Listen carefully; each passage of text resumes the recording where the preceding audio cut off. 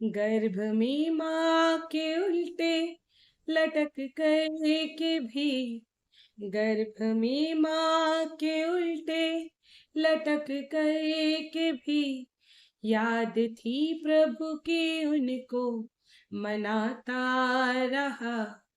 इस नरक वेदना से निकालो प्रभु, इस नरक वेदना से निकालो प्रभु। बाहर आते ही सब ज्ञान खोता रहा, बाहर आते ही सब ज्ञान खोता रहा। गुरु जगाए बहुत पर तू सोता रहा, गुरु जगाए बहुत पर तू सोता रहा। नाम लिया ना प्रभु का गवाया जन्म, नाम लिया ना प्रभु का गवाया जन्म। गुरु जगाए बहुत पर तू सोता रहा, गुरु जगाए बहुत पर तू सोता रहा। जी हाँ, आप सभी ने ठीक गेस किया कि आज का मेरा ये वीडियो किसके ऊपर है। तो चलिए, जय गुरुदेव। आप सभी का मेरे चैनल इशिकाज मैजिक में बहुत बहुत स्वागत है। आज का मेरा टॉपिक है गुरु दीक्षा क्यों लेनी चाहिए। गुरु दीक्षा कौन सी उम्र में लेनी चाहिए और किससे लेनी चाहिए। तो जितनी भी जानकारी मुझे इस बारे में है, मैं आप सभी तक पहुंचाने की पूरी कोशिश करूंगी कि आप सभी के प्रश्नों के हल मैं अच्छे से दे सकूं। तो वीडियो में बने रहिए, अंत तक बने रहिएगा, वीडियो को पूरी देखिएगा, तो ही शायद आपको अपने प्रश्नों के उत्तर मिले। वीडियो में आगे बढ़ने से पहले मैं आप सभी का बहुत बहुत धन्यवाद कहना चाहती हूँ। मेरा जो पिछला व्लॉग था, मेरा जो पिछला वीडियो था हाउसवाइफ्स वर्सेस वर्किंग वुमेन, उसमें बहुत ही अच्छा मुझे कमेंट मिला लोगों का, बहुत लाइक्स आए उस वीडियो पे, व्यूज भी अच्छे थे। तो सबसे अच्छा ये लगा कि जो वर्किंग वुमेन थी ना, उन्होंने भी मेरा सपोर्ट किया कि हाँ, मैं बात को सही कह रही हूँ। तो इस बात को जान के अच्छा लगा, खुशी हुई मुझे कि लोग मुझसे अग्री करते हैं, मेरी सोच को समझते हैं। तो प्लीज इस वीडियो को में भी अपना पूरा साथ, अपना पूरा समर्थन दीजिएगा। तो शुरू करते हैं वीडियो। तो सबसे पहला है कि गुरु दीक्षा क्यों लेनी चाहिए, गुरु दीक्षा लेना क्यों जरूरी है। गुरु दीक्षा लेने का अर्थ होता है आध्यात्मिक जगत में शिक्षा की शुरुआत करना।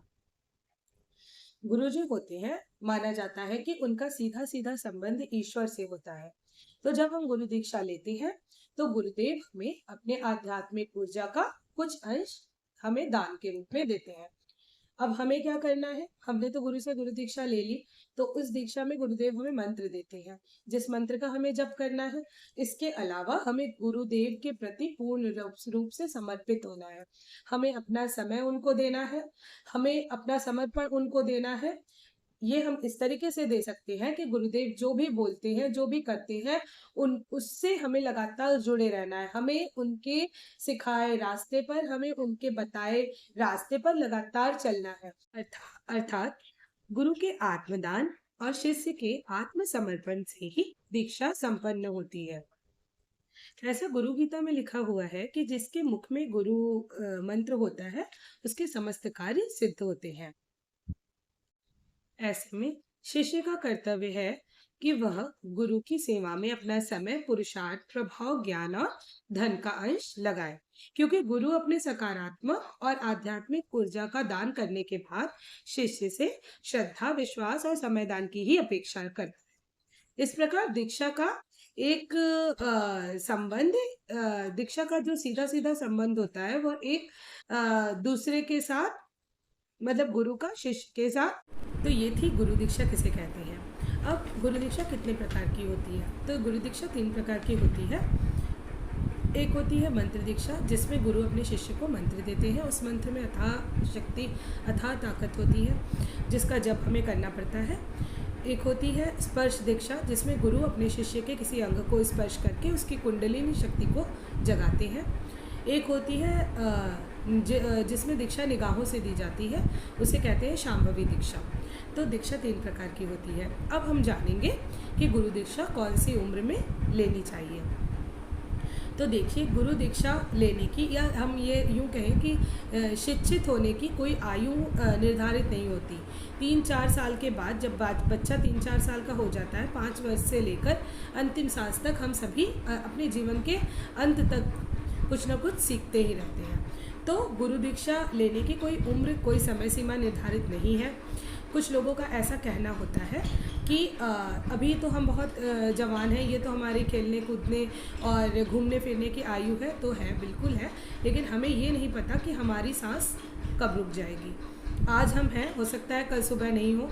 तो ऐसे में जब सांस का कोई भरोसा ही नहीं है, तो हम कैसे मान लें कि हम कल जीवित रहेंगे, नहीं रहेंगे, कल हम दीक्षित हो जाएंगे, या कल हम भगवान को बुलाएंगे, या कल हम पूजा करेंगे, जब हमें यही नहीं पता है कि हम कल होंगे कि नहीं होंगे, कोई गारंटी नहीं है। तो क्यों, कल क्यों, अभी क्यों नहीं, अभी क्यों नहीं? जब भगवान ने हमें जीवन दिया, जब भगवान ने हमें इस संसार में भेजा है, तो हर पल हर क्षण उन्हीं के लिए है। हर एक सांस हमारी भगवान के लिए है, हमें उनको बुलाना है। हर सांस के साथ आयु कोई भी हो, कोई फ़र्क नहीं पड़ता कि हम जब बूढ़े हो जाएंगे और हाथ पैर काम नहीं करेगा तब हम मंदिर जाएंगे, तब हम धामों का दर्शन करेंगे और तब हम भगवान को बुलाएंगे। पहले अपने आप को संभालेंगे कि हम भगवान को बुलाएंगे। उस वक्त ना हम इतना कर पाएंगे पूजा पाठ, ना हम इतना दौड़ पाएंगे मठ मंदिरों तक, और ना ही हम इस योग्य होंगे कि हम और खैर ये तो बाद की बात है कि हम बूढ़े होंगे, हम बूढ़े होने तक जीवित भी रहेंगे कि नहीं, ये पहले सोचने वाली बात है। तो गुरु दीक्षा लेने की कोई उम्र नहीं होती। प्रहलाद जी को कयाधु के गर्भ में ही शिक्षा मिल गई थी। नारद जी ने उनके जन्म से पूर्व माँ के गर्भ में ही उनको शिक्षा नारद मुनि जी ने दे दिया था। जड़ भरत को उनके जन्म के 2 जन्म पूर्व ही, मतलब अभी उनका जो जन्म, उनको एक जन्म उनका मृग का था, एक ब्राह्मण का था, तो उन दोनों जन्म के पहले ही ऋषभ देव जी ने उनको दीक्षा दे दी थी, उनको गुरु मिल गए थे। तो गुरु दीक्षा की कोई समय सीमा निर्धारित नहीं है। जब जागो तभी सवेरा, जब आपको मतलब आत्मग्लानि हो, जब आपको समझ में आए कि हाँ, मतलब अब हमें आध्यात्मिक जगत में प्रवेश करना चाहिए, अब हमें ईश्वर से अपना सीधा सीधा संबंध बनाना है, अब हमें ईश्वर को जानना है, तभी हमें गुरु दीक्षा लेने के लिए तत्पर हो जाना चाहिए, तैयार हो जाना चाहिए। तो अब हम बात करेंगे कि गुरु दीक्षा किससे लेनी चाहिए। तो सबसे पहले तो आपको करना ये होगा गुरु दीक्षा लेने से पहले कि आप भीड़ और मतलब बोलने का जो प्रवचन होता है ना, प्रवचन की कुशलता, गुरु के प्रवचन की कुशलता देखकर और भीड़ देखकर आप उस मार्ग पर मत जाइए कि हाँ, ये बहुत अच्छा प्रवचन देते हैं, इनका प्रवचन सुनने में बड़ा तेजस्वी लगता है और समझ में आता है। तो ऐसा सुन करके आप गुरु दीक्षा भीड़ के पीछे आप मत दौड़िए। आप सबसे पहले करिए, कीजिए ये कि आपको जिस भी ईश्वर की आप पूजा करते हैं, आपको उन्हें ही बोलना है कि आपके गुरुदेव को, जो भी आपके गुरु हैं या पूर्व जन्म में जो आपके गुरु थे, उनको आपके जीवन में अब लाएं, क्योंकि आपको दीक्षा लेनी है। आप अपने भगवान को ही बोलिए कि मुझे दीक्षा लेने का मन है, मुझे गुरु मंत्र जानने का मन है, मुझे गुरु के उपदेशों पर चलना है, उनके दिखाए रास्ते पर चलना है और आप तक पहुंचना है। मुझे ईश्वर तक पहुंचना है, मुझे भगवान को जानना है, मुझे आपको जानना है। अगर आप महादेव को मानते हैं, आप श्री कृष्ण को मानते हैं, आप भगवती को मानते हैं, तो आप उनसे ही अपने गुरु को मिलवाने के लिए बोलिए। धीरे धीरे आपके जीवन में गुरु का प्रवेश हो जाएगा। वो ही आपको रास्ता दिखाएंगे कि आपके गुरुदेव ये हैं और अब आप इनसे दीक्षा लीजिए। तो ऐसे में आपके जीवन में गुरु का प्रवेश होता है। लेकिन अगर आपको ऐसे जानना है कि आपको गुरु दीक्षा कहाँ से लेनी चाहिए, तो मैं कुछ संस्थाओं के नाम आपको बताऊंगी जहाँ से आप गुरु दीक्षा ले सकते हैं।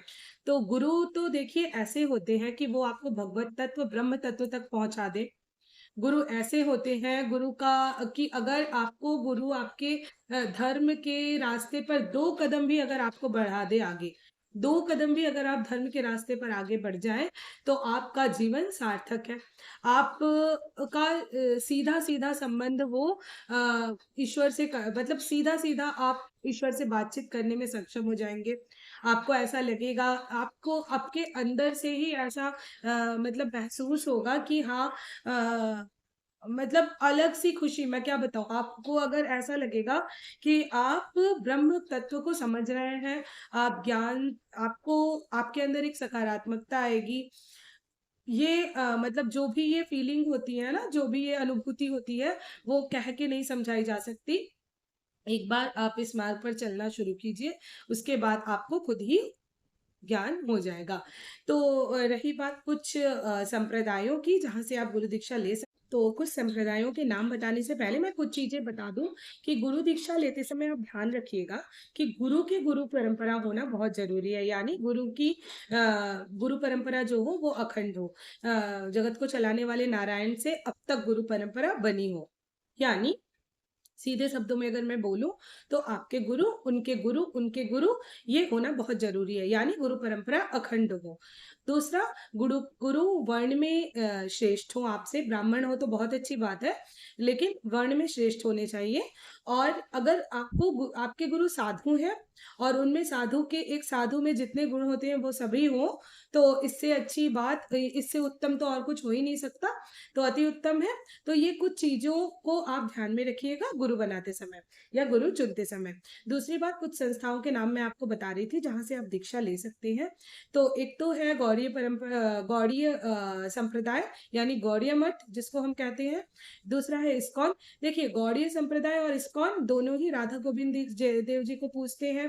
दोनों में ही कृष्ण महामंत्र दिया जाता है, हरे कृष्ण कृष्ण कृष्ण हरे हरे, हरे राम राम राम हरे हरे। ये होता है उनका महामंत्र, इसको जपना पड़ता है, 16 माला करनी पड़ती है, ये मुझे पता है। और दोनों में ही चैतन्य महाप्रभु की पूजा होती है, दोनों ही निताई गौर को मानते हैं, दोनों ही प्रभुपाद के दिखाए रास्ते पर चलते हैं, जगन्नाथ महाप्रभु की पूजा होती है। तो ये कृष्ण, यहाँ कृष्ण नाम दिया जाता है सीधे शब्दों में। गौड़ीय संप्रदाय, इस्कॉन, वैसे अलग अलग दो संप्रदाय हैं, नियम लगभग लगभग एक ही है, और पूजा भी दोनों जगह सेम राधा गोविंद देव जी की ही होती है। तो आप यहाँ से दीक्षा ले सकते हैं।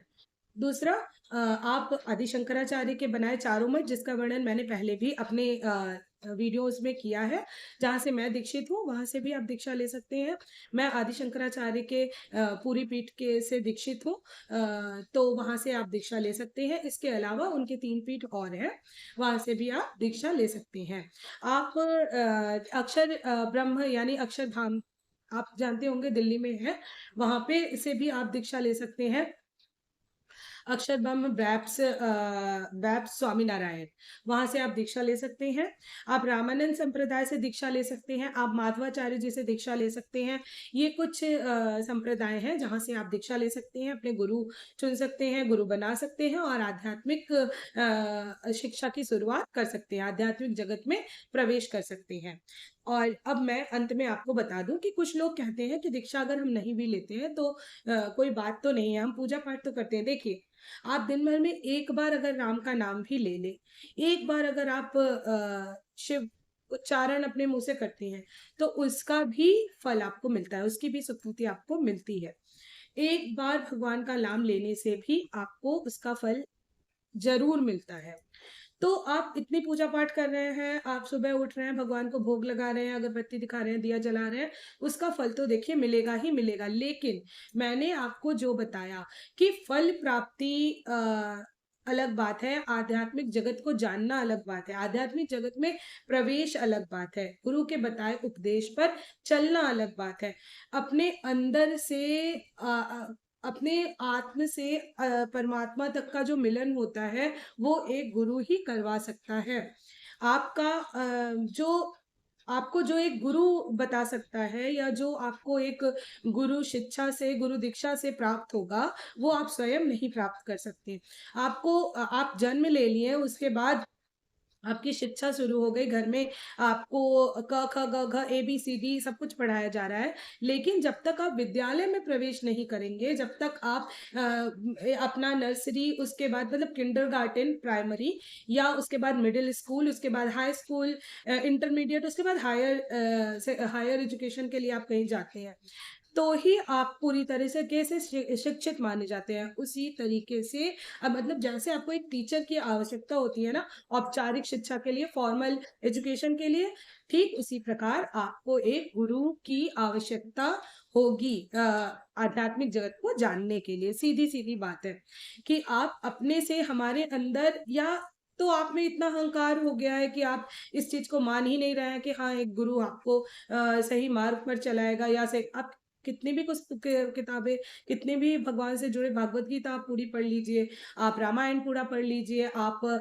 मनुस्मृति को पढ़ लीजिए, आप चारों वेद पढ़ लीजिए, लेकिन गुरु एक आपको जो बता सकता है, जो ज्ञान दे सकता है, वो आपको स्वयं करने से भी नहीं प्राप्त हो सकता, नहीं मिल सकता। इसलिए गुरु दीक्षा अति अति आवश्यक है। हाँ, लेकिन इसके बदले में आपको पूरी जिंदगी गुरु के प्रति समर्पित रहना है, उनके उपदेशों को लगातार सुनना है, गुरु दीक्षा लेके बैठ नहीं जाना है कि आपने गुरु मंत्र ले लिया और उसके बाद आप बैठ गए, पूरी जिंदगी आप सिर्फ वही मंत्र का जप किए जा रहे हैं, और आप ना तो कभी गुरु से मिलने जा रहे हैं, ना तो उनके उपदेशों को सुन रहे हैं, ना उनके ना ही उनसे किसी भी तरीके से आप उनसे टच में नहीं है। तो ये उचित नहीं है। आपको लगातार गुरु से संपर्क में गुरु के रहना है। उनसे आपको लगातार शिक्षित होना है, लगातार उनके दिखाए रास्ते पर चलना है। सिर्फ एक मंत्र का जप नहीं करना है। तो यही है गुरु दीक्षा। इसी की जानकारी मुझे आपको देनी थी। अगर वीडियो अच्छी लगी हो तो प्लीज़ मेरे चैनल को सब्सक्राइब कीजिए, वीडियो को लाइक कीजिए, अपने दोस्तों के साथ शेयर कीजिए। और हाँ, एक और बात कि मेरी जो वीडियोस हैं वो आने में बहुत टाइम, ये वाला वीडियो आने में तो बहुत 1 महीने का समय लग गया। तो कुछ व्यक्तिगत कारणों से मैं वीडियो नहीं बना पा रही थी। कुछ व्यक्तिगत प्रॉब्लम्स थे, आप जिसको अवॉइड करना मतलब अवॉइड नहीं किया जा सकता। तो इसलिए वीडियो आने में थोड़ी लेट हो रही थी, थोड़ा लेट हो रहा था मुझे। तो प्लीज़ मेरे चैनल में, और महादेव की कृपा आप सभी पर बने रहें, सभी स्वस्थ रहें, सभी खुश रहें, सभी आनंदित रहें। और अंत में जय गुरुदेव और हर हर महादेव।